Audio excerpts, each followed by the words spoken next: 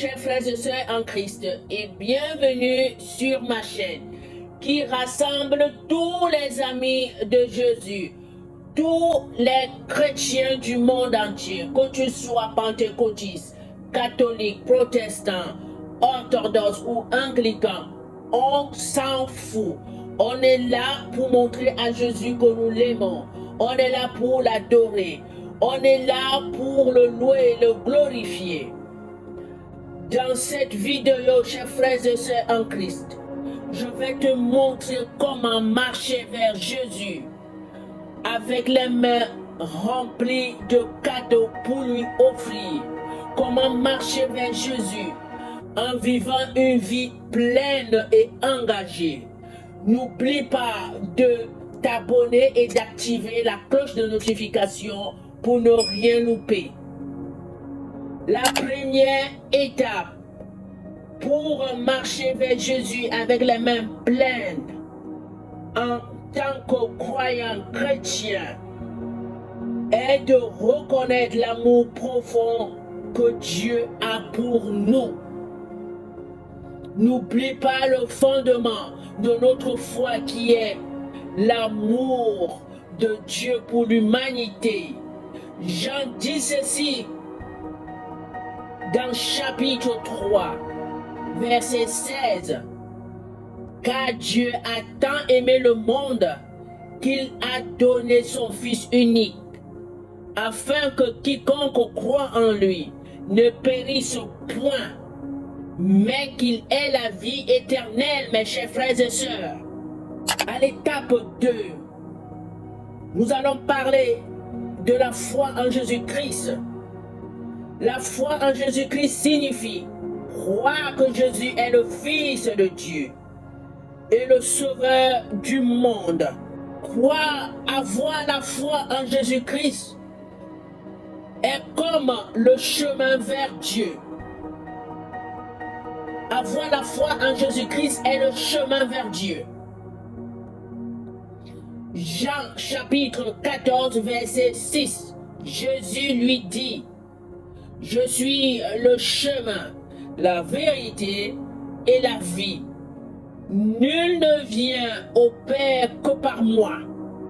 Imaginez, chers frères et sœurs en Christ, que nous avons besoin de traverser un pont pour atteindre la sécurité de l'autre côté d'une rivière.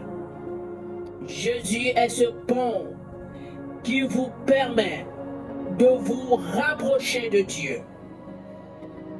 Passons à l'étape 3 qui est la repentance. Il est important de se repentir en se détournant du péché. La repentance signifie reconnaître les erreurs que nous avons commises et choisir de changer de direction, de se tourner vers Dieu. Dans Actes chapitre 3 verset 19, repentez-vous donc et convertissez-vous pour que vos péchés soient effacés.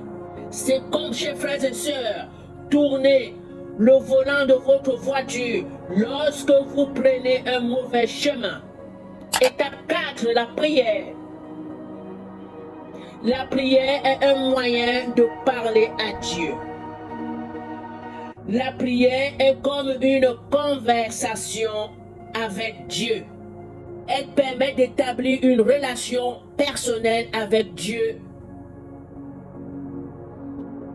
Dans Philippiens chapitre 4 verset 6, ne vous inquiétez de rien, mais en toute chose faites connaître vos besoins à Dieu par des prières et des supplications avec des actions de grâce.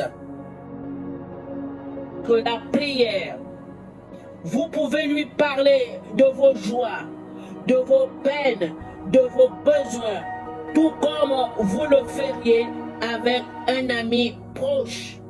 Étape 5, la lecture de la Bible. La parole de Dieu est un guide pour notre vie.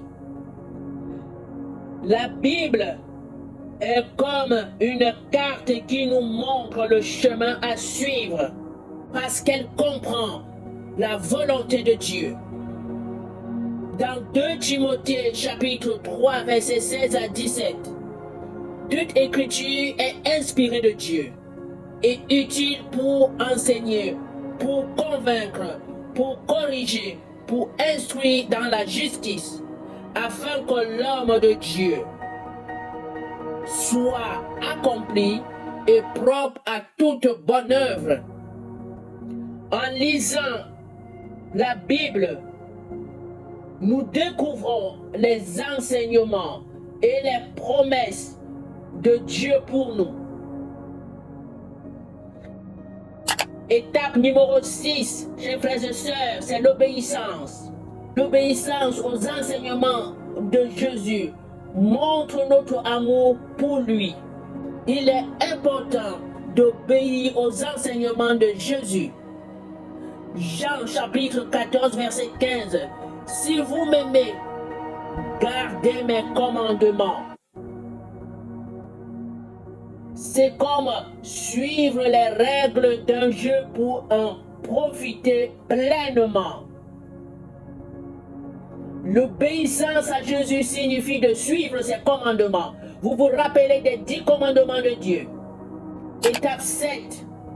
Le partage de l'amour de Christ. L'amour de Christ en aidant, partager l'amour de Christ en aidant les autres. Lorsque vous partagez l'amour de Christ, vous agissez comme un miroir reflétant son amour sur les autres. Matthieu chapitre 28, verset 19 à 20. Allez, faites de toutes les nations des disciples, les baptisant au nom du Père, du Fils et du Saint-Esprit, et enseignez-leur à observer tout ce que je vous ai prescrit. Cela peut être aussi simple que d'aider quelqu'un dans le besoin ou d'apporter un réconfort à un ami. Étape numéro 8, la persévérance dans la foi. La foi chrétienne est un voyage continu et qu'il faut persévérer malgré les défis. La persévérance dans la foi est comme un marathon. Hébreux 12, versets 1 à 2. Courons avec persévérance dans la carrière qui nous est ouverte, ayant le regard sur Jésus, le chef et le consommateur de la foi.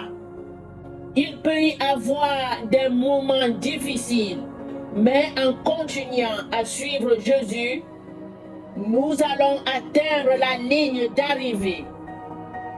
Chers frères et sœurs en Christ, n'oubliez pas que le voyage vers Jésus est personnel et que Dieu est toujours là pour vous guider et vous soutenir dans ce voyage. Chers frères et sœurs en Christ, soyez bénis. Que Dieu vous garde toujours dans sa grâce. Je vous aime.